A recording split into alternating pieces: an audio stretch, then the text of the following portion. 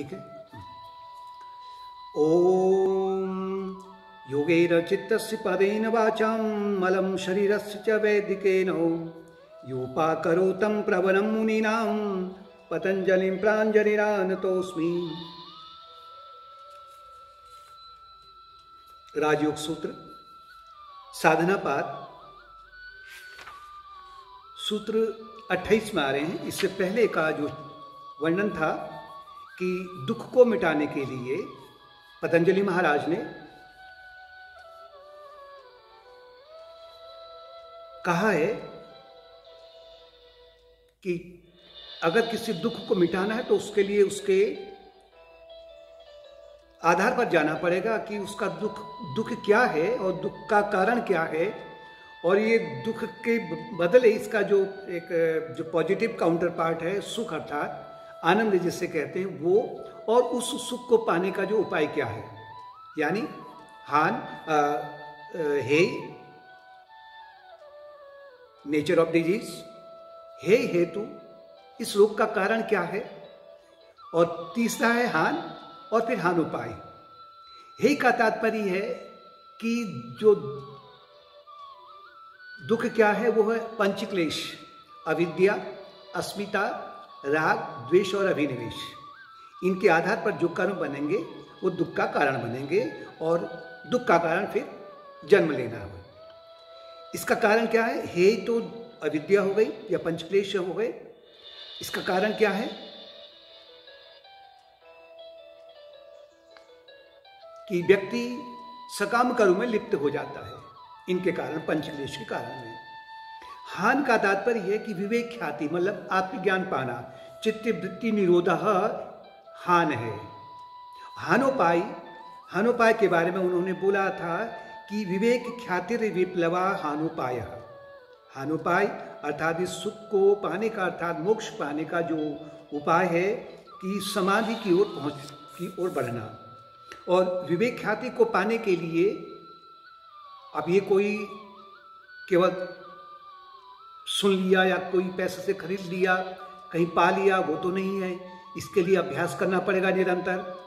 तो अगले सूत्र में दिया है योगांगानुष्ठान शुद्धि क्षये ज्ञान दीप्तिरा विवेक ख्याति। योग अंग के जो 8 अंग हैं अर्थात अष्टांग योग के अभ्यास से चित्त की अशुद्धियां नष्ट होती हैं। अशुद्धियां कौन है इसके बारे में बार बार आया हुआ है, जिसके फलस्वरूप ज्ञान प्रकाश प्रदीप्त होने लग जाता है, अर्थात जो अविद्या है वो मिट जाती है। अगले सूत्र में दिया है महाराज पतंजलि ने कि ये अष्टांग योग क्या है, इसका विस्तार दिया है। यम नियमासन प्राणायाम प्रत्याहार धारणा ध्यान समाधो अष्टांगानि।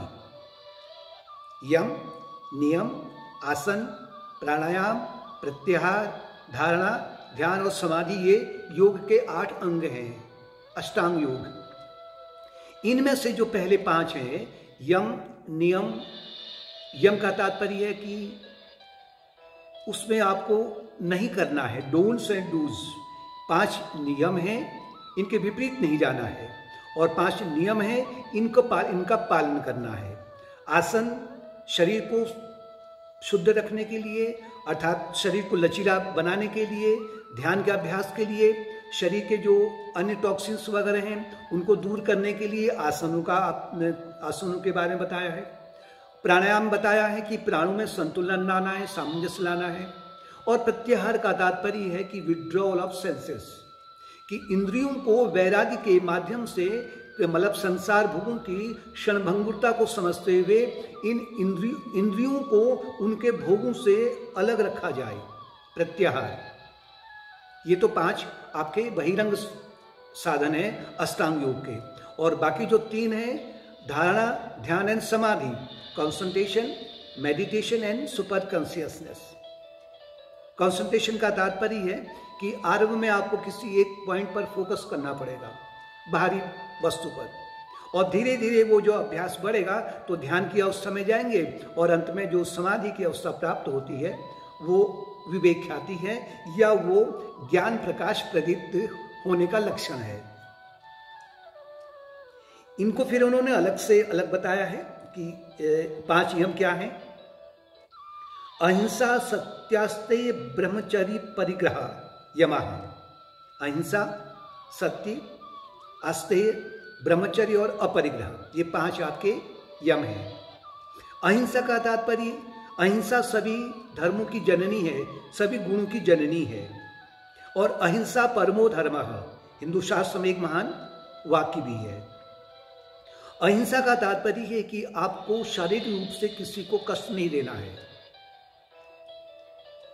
हिंसा नहीं करनी है, मतलब हल्के से मारपीट से लेकर करके उसको किसी पशु, किसी व्यक्ति या किसी पशु की हत्या कर देना, इससे साधक को बच के रहना है। वाणी से हिंसा, अब हिंसा केवल शरीर से नहीं होती है। वाणी से किसी को अपशब्द नहीं बोलना, वाणी से किसी को ऐसे शब्द का प्रयोग नहीं करना जिससे उसके मन में हीन भावना उत्पन्न हो। अगर किसी में कोई अवगुण भी है, कोई किसी ने गलती कर भी रखी है, तो इसके माध्यम से आपको उसे सीधे नहीं बोल देना है। यानी कि जो वाणी है उसमें, वाणी ऐसी बोली ये मन का आपा खोए और हम को शीतल करे आपो शीतल होए। सत्यम ब्रूयात, सत्य बोल, मतलब वाणी से ऐसी वाणी बोली जाए कि जो अप्रिय ना हो। और मानसिक हिंसा से रुकना है तो मन से किसी भी प्राणी के प्रति, मनुष्य ही नहीं किसी भी प्राणी के प्रति आपको एक उसके प्रति प्रतिशोध की भावना या कोई और अनेक जो ऋणात्मक भावनाएं हैं, उन भावनाओं को दूसरे के प्रति रोकना है। क्योंकि सभी में ईश्वर का विद्यमान है, ईश्वर विद्यमान है।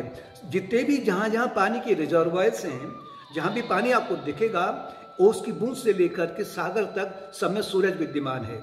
इसी प्रकार सभी प्राणियों में आत्मन के रूप में सूरज, ईश्वर विद्यमान है। दूसरा जो नियम है, जो यम है, उसका नाम है सत्य। सत्य का तात्पर्य, सत्यम ब्रूयात प्रियम ब्रूयात न ब्रूयात सत्यम अप्रियम। पहले तो अपने जो सकाम कर्म हैं या अहंकारिक पूर्ति जो हो रही है, अपनी आशा की पूर्ति के लिए असत्य नहीं बोला जाए। लेकिन वो अगर सत्य भी बोलना है तो वो सत्यम ब्रूयात, सत्य भी वह है तो उससे बोलने का आचरण तो होना चाहिए। लेकिन प्रियम ब्रूयात, वो सत्य अप्रिय ना हो, प्रिय हो, हर्टफुल ना हो। और न ब्रूयात सत्यम अप्रियम, अगर कहीं कोई किसी भी प्राणी को अगर उसमें हानि होती है तो वहां पर सत्य भी बोलने की आवश्यकता नहीं है। तीसरा है ब्रह्मचर्य। ब्रह्मचर्य का जो आरंभ का जो आरंभिक स्थिति है, उससे कहते हैं सेक्सुअल प्लेजर्स से अपने आप को दूर रखना, धीरे धीरे इससे इसके अवगुणों को जानना और इसके बाद में इससे धीरे धीरे अपने आप को बचाए रखना, जिससे कि ओजस शक्ति और मानसिक ऊर्जा का ह्रास न हो और ओजस शक्ति में और भी तीव्रता उत्पन्न हो। चौथा है अस्तेय। अस्तेय का तात्पर्य है कि चोरी नहीं करना। इसके विपरीत है स्तेय का मतलब चोरी करना। एक तो भौतिक चोरी होती है, भौतिक चोरी के साथ साथ में मानसिक चोरी होती है कि अपनी जो आवश्यकता है उससे अधिक पाने की जो कामना है वो चोरी है, वो स्तेय है। और किसी की वस्तु को अपने पास में, मेरे पास में ये वस्तु होनी चाहिए, ये भी चोरी है, स्तेय है। और इस स्तेय से कि जो अगला जो यम है वो है अपरिग्रह। अगर आस्तेय में स्थित हैं तो अपरिग्रह स्वयं हो जाएगा। अपरिग्रह का तात्पर्य है कि सिंपल लिविंग, हाई थिंकिंग, सामान्य एक बहुत सादा जीवन है और उच्च विचार। उच्च विचार क्यों?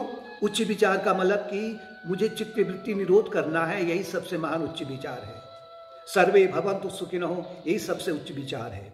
अपने जो साधन है उन साधनों को, अपने जो साधनों को सीमित रखते हुए, जितनी आवश्यकता है उतना ही उसको रखते हुए बाकी किसी चीज का लालच नहीं करना, इसे कहते हैं कि अपरिग्रह।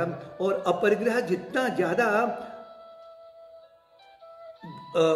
साधक स्थित होगा इसमें, उस अपरिग्रह या स्नेह को किसी को दिखाने के लिए आपने अपरिग्रह नहीं करना है। मतलब सादा जीवन जो है किसी को दिखाने के लिए नहीं, बल्कि अपनी चित्त की वृत्तियों को का निरोध करने के लिए अपरिग्रह का पालन करना है, जिससे कि आपको दिन प्रतिदिन अपने मन में शांति का अनुभव हो सके।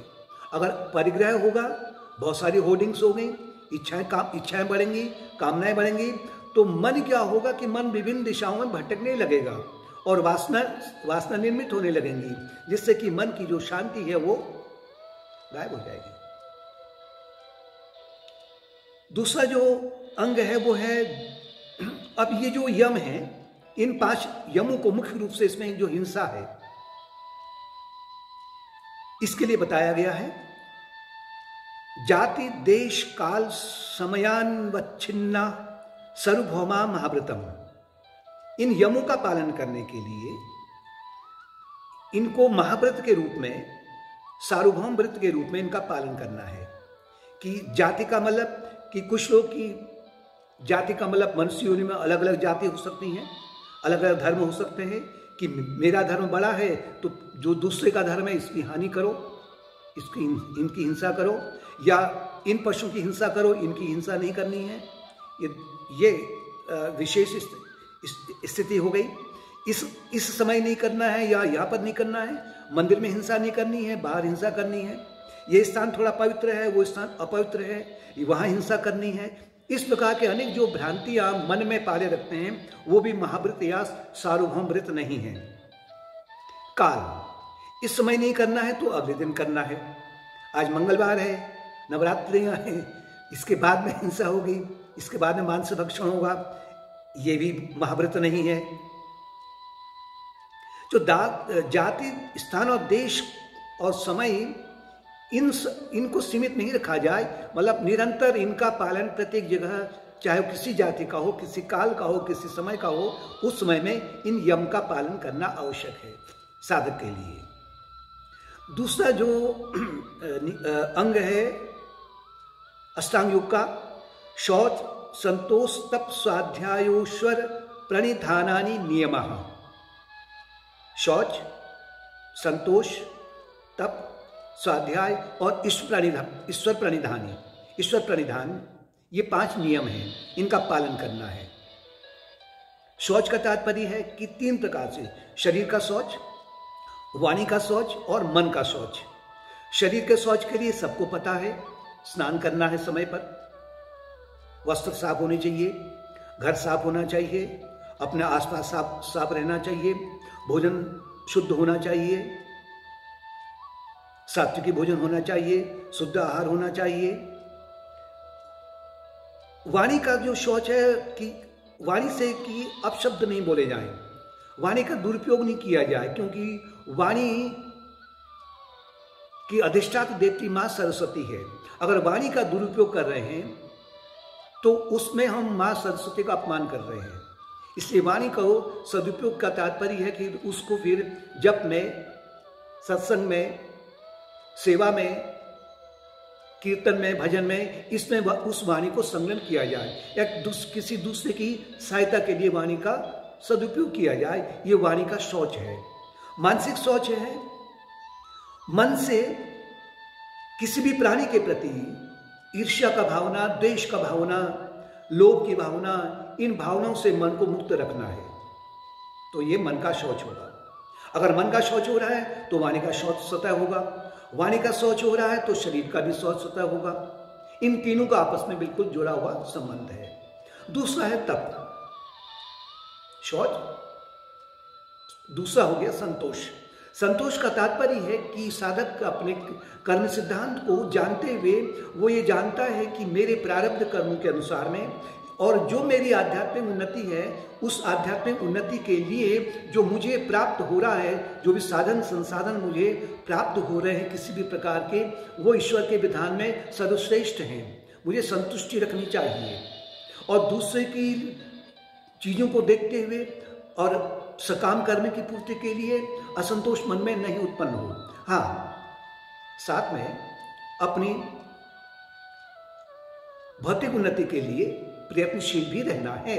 ऐसा नहीं कि बिल्कुल भी प्रयत्नशील नहीं रहे। तीसरा है तप। तप का तात्पर्य है शरीर से, मन से सहनशील होना।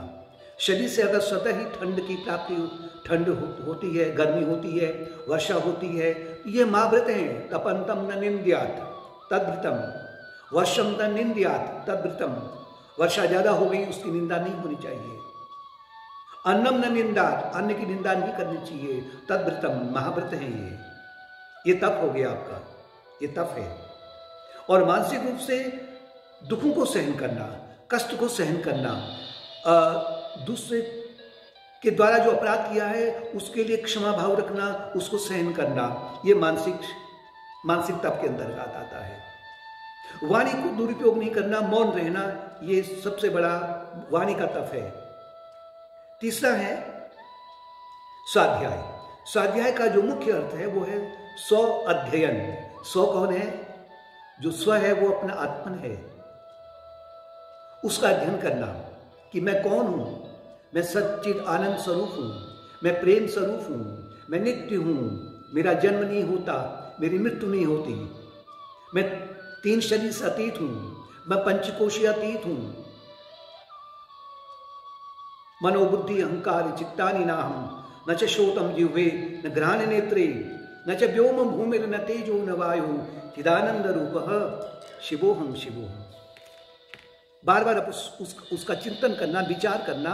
साथ साथ में स्वाध्याय में जप भी आता है, नाम जप आता है, गुरु मंत्र जो है, सत्संग भी स्वाध्याय के अंतर्गत आता है। स्वयं भी अपने आप को एक सत्संग का माध्यम बनाने का प्रयत्न करना है। भजन है, कीर्तन है, संपूर्ण प्रकृति का अध्ययन करना।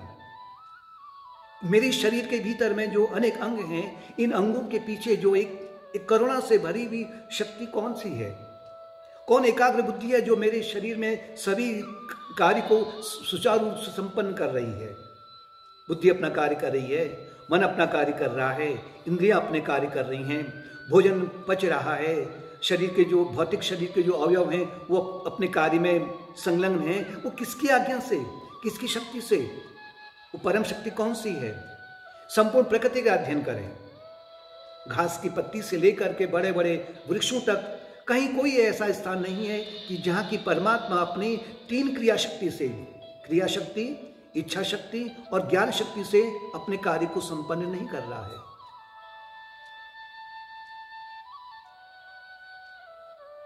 शौच, संतोष, तप, स्वाध्याय और ईश्वर प्रणिधानानि। ईश्वर प्रणिधान का तात्पर्य है कि मैं ईश्वर के हाथों में उपकरण मात्र हूं। जैसे माँ के गोदी में बालक होता है, मैं अपनी माँ की गोदी में एक बालक के समान हूं, जो माँ मेरे भीतर ईश्वर के परमात्मा के रूप में विराजमान है। इससे ईश्वर शरणागति से साधक जल्दी से ध्यान और समाधि की ओर जल्दी जल्दी बढ़ता है और मन के जो उसके जो विकार हैं जल्दी दूर होने लग जाते हैं। उसका जो अहंकार है वो सात्विकी होने लग जाता है। लेकिन अब इन यम और नियम का पालन करने के लिए एक बीच में बाधा आती है। वो बाधा है पंचक्लेश।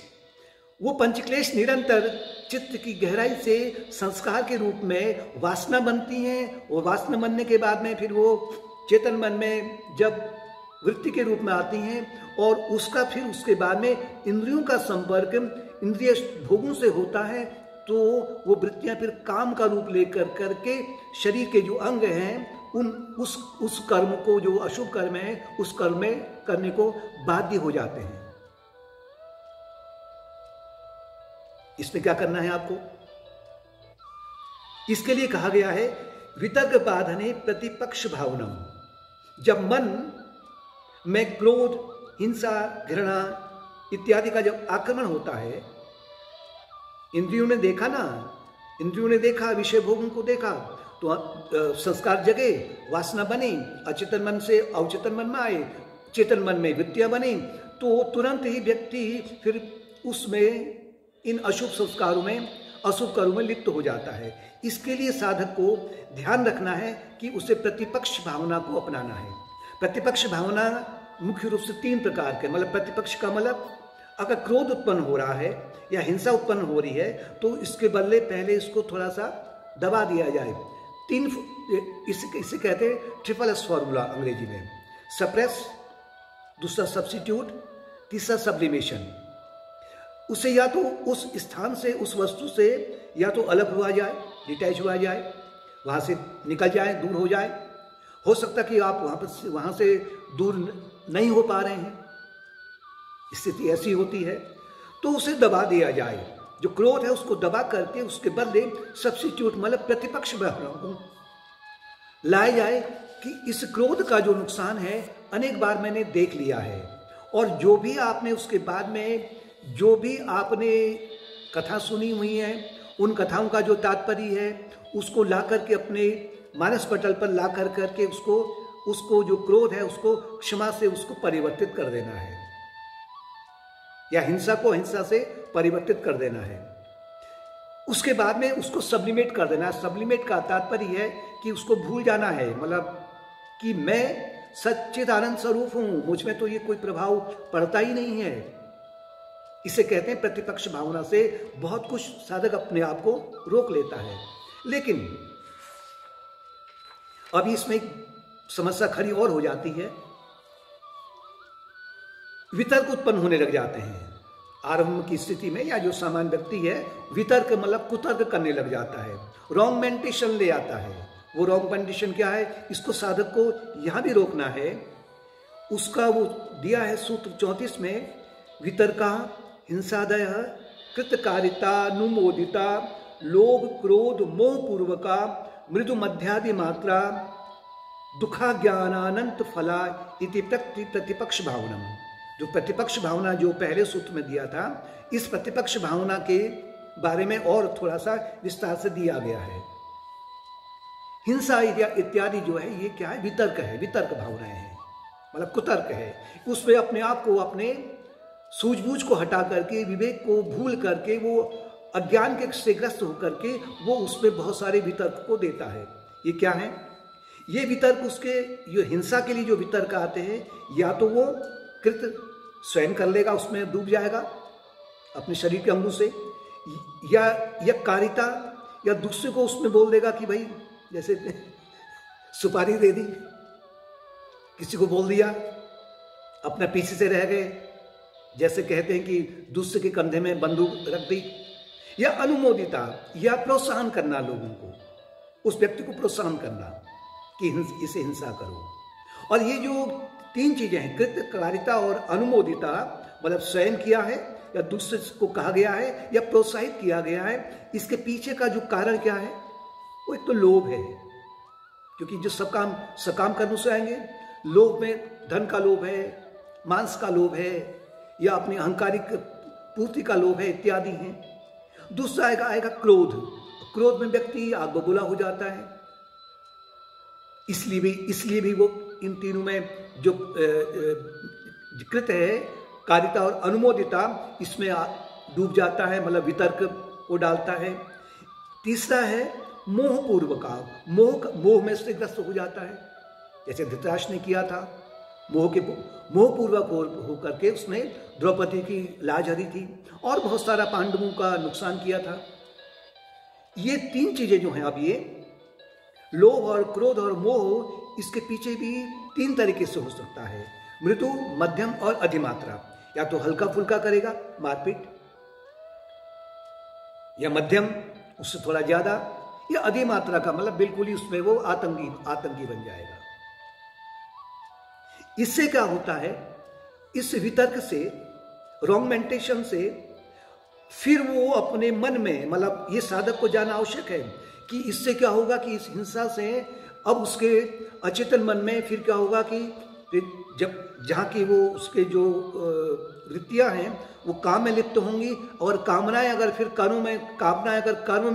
में परिवर्तित होंगे, तो उससे फिर क्या होगा कि जो फल की प्राप्ति होगी, उस फल के माध्यम से उसके अचेतन मन की गहराई में फिर वो दुख के संस्कार या क्लेश के संस्कार और उत्पन्न होंगे, जो कि उसके लिए अगले जन्म की तैयारी के लिए आगे फिर दुखों का अंबार लगेगा। इसलिए साधक को प्रतिपक्ष की भावना को अपनाना चाहिए, धीरे धीरे इस भावना को उससे बढ़ाना चाहिए। यम नियम में दक्ष होने के बाद में जो दूसरी ओर इसे रोकने का साधक को जो प्रयत्न करना चाहिए या कहाँ करना चाहिए उसे, क्योंकि साधक को ये ज्ञात होता है कि मैं अर्थात मेरा जो स्वरूप है, आत्मन है, मैं इन वृत्तियों से पृथक हूँ। जैसे आसमान बादलों से पृथक है, इसी प्रकार से जब भी ये अचेतन मन की गहराई से वासना के रूप में आती हैं और वासना के रूप में आने के बाद में जैसे ये वृत्ति का रूप धारण करती हैं, संस्कार तो आपके क्या हो गए, जमीन के अंदर बीज हैं, छुपे हुए हैं, वासनाएं उसमें अंकुरण आ गया है, तो उसको पता लगेगा क्रोध उत्पन्न हो रहा है, लोभ उत्पन्न हो रहा है, और वृत्ति के लेवल पर वो वृक्ष बन रहा है। तो उसको वृत्ति के अंकुरण के स्तर पर उसे दोनों अंगुलियों के बीच में मसल दिया जाए प्रतिपक्ष भावना से, ट्रिपल एस से, सप्रेस या डिटैच, सब्स्टिट्यूट और सब्लिमेशन। अगर ऐसा हो गया है तो आप अपने आप को एक बहुत बड़े महान हानि से बचा रहे हैं, भौतिक हानि से भी, और जो आगे जो अचेतन मन में जो संस्कार हैं उनसे भी आप अशुभ संस्कार से बचने के लिए जा रहे हैं। जैसे कि अगर चिंगारी अगर कहीं पड़ती है घास के ढेर में, अगर वो चिंगारी को अगर आप चिंगारी के स्तर पर ही पैर से कुचल दोगे या अंगुली से आप कुचल दोगे, वो चिंगारी तुरंत ही समाप्त हो जाएगी और वो जो हानि है, महान हानि है, उससे होने से बच जाएगा। इसी प्रकार से यदि अगर हमने वृत्ति के स्तर पर, अंकुरण के स्तर पर या चिंगारी के स्तर पर अगर उस अशुभ वृत्ति को रोक लिया, ये वितर्क को रोक लिया हमने, तो बहुत बड़ी हानि से बच जाते हैं।